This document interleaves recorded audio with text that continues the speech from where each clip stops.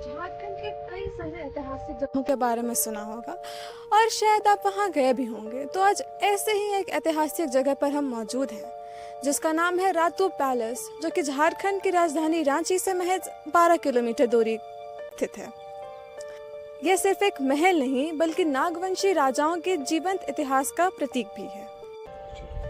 इसी क्रम में हम एक ऐसे शख्स के साथ मौजूद हैं जो कि रातू में काफ़ी वर्षों से रह रहे हैं और इनसे हम इस किले के बारे में और भी कुछ बातें जानते हैं। तो अपना नाम बताइए। मेरा नाम मनीष मिश्रा है और मेरा बचपन तो रातू में ही बीता।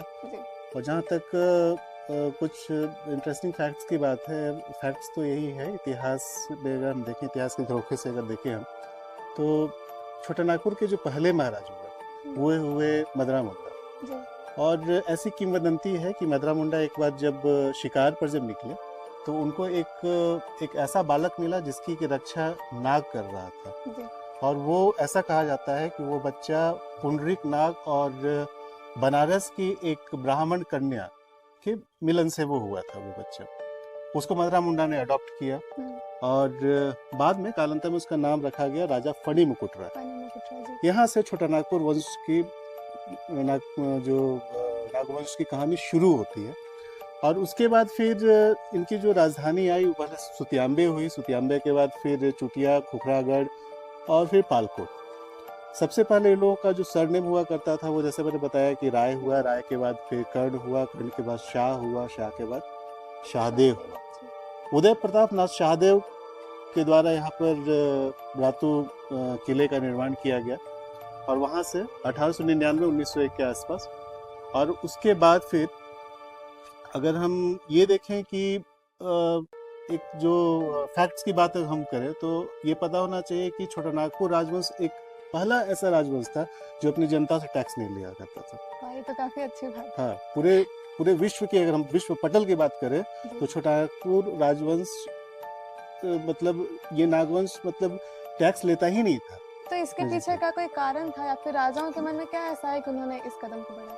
नहीं, लिबरल था। मतलब ये ऐसा माना जाता है कि चूंकि हाँ, ये मुंडा और जो शाहदेव जो परिवार हुआ ये एक दूसरे को मतलब गोतिया मानते थे। तो ज्यादातर यहाँ पर एसटी समुदाय कहा जाए, जनजातीय समुदाय ही यहाँ पर प्रवास करते थे यहाँ पर, तो टैक्स लेने की कोई बात ही नहीं थी वहाँ पे।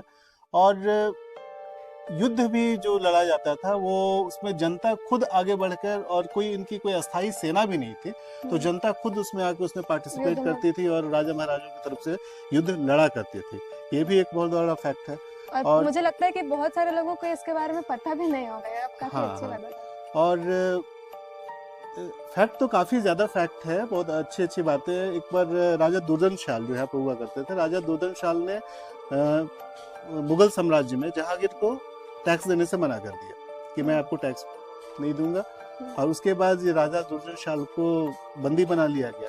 लेकिन राजा दुर्जनशाल हीरे के बहुत पारखी व्यक्ति थे, हीरे की उनको बहुत अच्छी पहचान थी उनको।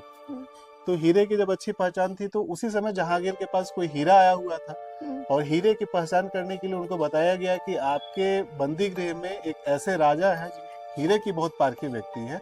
तो उनको बुलाकर दुर्जनशाल को हीरे की पहचान करवाई गई। और उसके बाद जहांगीर इतना प्रसन्न हुआ कि इनको बहुत सारे हीरे जवाहरात और बहुत सारे गिफ्ट्स वगैरह देके फिर वहां से इनकी विदाई हुई। तो ये सब बात है। तो आपका बहुत बहुत धन्यवाद। हम इस पैलेस के ही अंदर एक छोटा सा चिड़ियाघर भी है जहाँ पे तरह तरह के जानवर रहते हैं।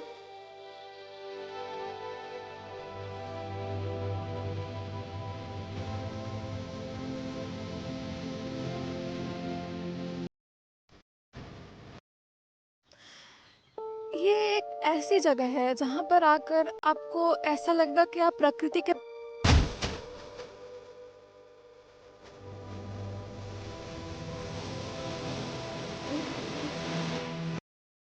एक ऐसी शांति जो सिर्फ आप यहाँ आकर ही महसूस कर सकते हैं। और यहाँ से ये जो पूरा इलाका है, ये मैदान का जो इलाका देख सकते हैं, यहाँ पर भव्य मेले का आयोजन होता है जिसमें कि काफ़ी संख्या में लोग शामिल होते हैं और काफ़ी दूर दूर से लोग आते हैं।